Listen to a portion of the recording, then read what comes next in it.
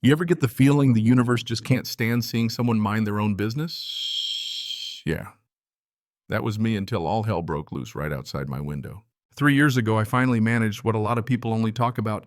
I bought myself 30 acres of untamed land right on the edge of a national forest. No neighbors, no HO. A's nothing but trees, wind, and the occasional elk wandering by to remind me I'm not the only one out here. It was heaven, honestly. After a lifetime of apartment walls thin enough to hear every midnight fight and every leaky faucet after city life and traffic and that one neighbor who always wanted to borrow my Wi-Fi, I wanted quiet. Not just quiet freedom. I wanted a life where the only rules were the ones I made up as I went. And I got it for a while. I work remote cybersecurity, the kind where the only thing that matters is you never mess up the details. If you can find a cell signal and keep the lights on, you're golden. So I spent months hunting for the right patch of land somewhere with a creek, thick woods, a slope for solar panels, but not so far off the grid, you need a helicopter to bring in groceries. Building here was its own adventure. The county thought I was some prepper about to dig missile silos. I had to explain, no, I just wanted to read a book without a leaf blower going off next door. Soil tests, water dowsers, architects every step I did by the book. Solar array big enough to run a spaceship. Well, water so clean it'd make a bottled water company cry. 2 years swinging a hammer, pulling cables, and building the kind of home that looked like it grew right out of the trees. My office setup. Redundant internet satellite cell, both just in case. Server room cooled better than most ice cream shops. Every inspection, every permit in triplicate. When you make your living defending critical infrastructure, you get a little paranoid. But it worked. Nobody bothered me. The road in was rough gravel half a mile to the county road, but I liked it that way.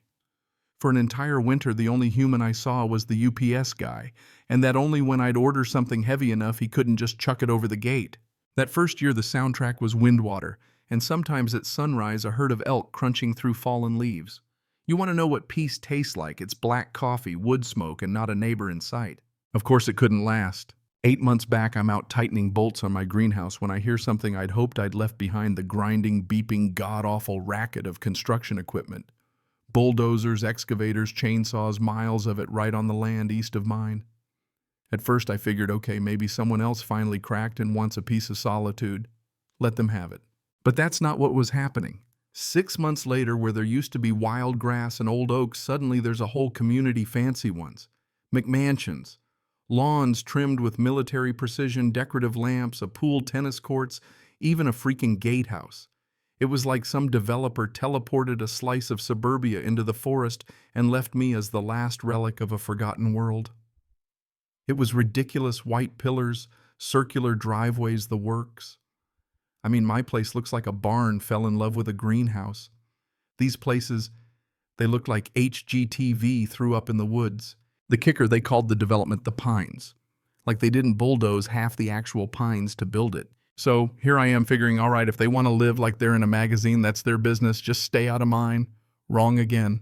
One spring morning, I'm elbow deep in potting soil and I hear the buzz of a golf cart coming up my private drive gate, supposed to be locked, so I'm already on edge. Out pops this guy, mid-50s khakis so stiff they could stand up by themselves, yellow polo clipboard sunglasses, like he's about to inspect a yacht, not a greenhouse. No greeting, no introduction. He struts up, waves his little clipboard, and tells me I'm in violation of community standards. Community standards. He starts reading from the clipboard using the kind of voice people reserve for kindergartners who won't stop eating glue. My greenhouse is unsightly. My barn doesn't meet architectural guidelines. I just stared at him thinking, is this guy for real? Does he not see the private property sign he just zipped past? I try to tell him calmly he's got the wrong person. This isn't an HOA, this is county land. I bought it precisely so I wouldn't have to deal with any of this nonsense. But he cuts me off, tells me they've annexed the buffer zones around their subdivision to protect the aesthetic integrity. And apparently that means me. According to him, I have 30 days to rip out my greenhouse, paint my barn white, put in some decorative landscaping, and hook up to their community utilities, or else it's $500 a day in fines. If I don't comply, foreclosure. He says it like it's just business, nothing personal. The gall, this guy strutting around like some mall cop, hands me a notice that looks official with a notary seal and photos of my property taken from God knows where. Turns out someone's been sneaking around taking pictures too. I took his paperwork, filed it away under crazy neighbor stuff, and figured he'd get bored when he realized I wasn't going to play along. That was optimistic. 2 weeks later, I'm at my desk working and I hear the rumble of diesel outside. Peek through the window. Here comes a whole fence crew unloading posts and stringing lines 15 feet into my land. Their survey says so. I grab their foreman, show him my deed, my survey, all the receipts. The guy seems like he'd rather be anywhere else, just wants a cold drink and to not get yelled at. I hand him a formal notice of trespass, nice and legal. He says he'll call his boss, waits it out. Golf cart guy shows up again, this time mad. Yelling about how I'm interfering with community business. I just say maybe the sheriff should sort it out. Suddenly he's not so confident, calls the sheriff anyway. 30 minutes later, the deputy's at my gate and I'm standing there with a 3-ring binder of every scrap of documentation I've ever collected. The HOA's paperwork doesn't match mine. The deputy walks the line, checks his GPS, and when he's done, he tells the fence crew to leave. Tells the HOA president, oh, did I mention he's the HOA president, that any more trespassing is a crime? Golf cart guy loses it, starts shouting about squatters and how they'll see me in court. The deputy just walks him back to the golf cart and says he doesn't want to come out here for this again. If you think that was the end, yeah, I did too. I was wrong. A month later, I get a letter from a law firm. The HOA's filed a cloud on title, basically a legal wrench in the gears, if I ever want to sell or refinance. They're claiming a boundary dispute. On top of that, they file complaints with the county saying my solar panels, my well, my everything are code violations. I'm getting watched now, cars sitting on the public road taking pictures, sometimes with binoculars, sometimes with flashlights at night. Security patrols, they call them. Grown adults camping out in folding chairs pointing cameras at my house. The final straw. Saturday morning, I catch a guy in his 60s camera in hand walking around my solar array. I tell him he's trespassing. He claims he's just documenting safety violations for the HOA. I tell him to do it from the road, he's not welcome here. He leaves muttering about lawyers. That's when I knew they weren't going to stop. I had to fight and not just defend. I needed ammo. So I dug deep. Turns out when you spend your career hunting digital footprints, you get pretty good at it. Public records, planning documents, court filings. Turns out the HOA was in serious trouble. The developer had botched construction houses, were cracking reserve fund, nearly dry, lawsuits flying. But the biggest bombshell, their master plan phase 2 was supposed to be on my land. They needed it desperately to cover their costs. They thought I'd fold or that they could force me out. When I didn't, the whole plan started to fall apart. The HOA president, he'd sunk money into a second lot, hoping to cash in.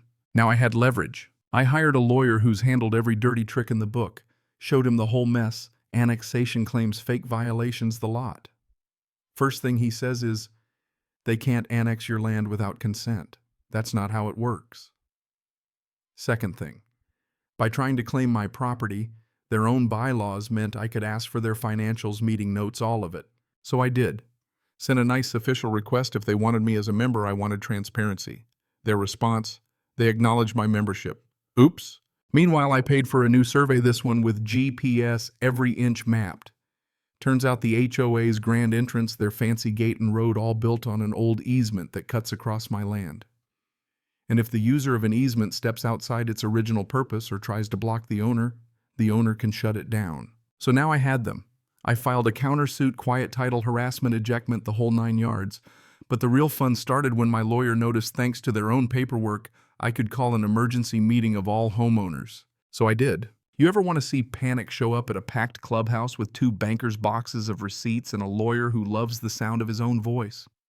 I laid it out, every dime they'd spent trying to drive me out, every bit of their community fund used for legal nonsense, none of it disclosed. The homeowners turned on the board faster than you'd believe, demanded resignations, voted in a new board, and accepted my terms on the spot. The settlement. Drop every claim, pull every title cloud. Pay for a privacy fence. Reimburse my legal bills and sign a non-interference covenant forever. The HOA's insurance coughed up the money and the new board couldn't wait to make peace. The old president, he had to sell and move. His investment dreams gone poof. Now I sit on my porch, coffee in hand, bird singing, a private 8-foot fence, keeping the McMansions out of sight and out of mind. My property value went up, my solar array got even bigger. And if you're wondering, yeah, I still have that no HOA beyond this point sign at the gate, just for good measure. Here's what I learned in case you're dealing with some overreaching HOA or any bully who thinks they can push you off your own land. Bullies bank on you being scared, being too tired, or broke to fight. But the thing is, if you keep every document, every permit, every map, and you stand your ground, even a whole organization can't take what's legally yours. Property rights matter, and the law is a powerful thing when you wield it right. You ever notice when the chips are down how fast people who seem so powerful will fold if you just push back with the truth? That's what justice really looks like, not just in court, but in how you get to live your life after. So tell me, where's the line for you between defending what's yours and letting someone walk all over you because it's easier? Have you ever had to fight back against people who tried to use rules or power to take what you built? I'd love to hear your stories, right or wrong. What would you have done in my place?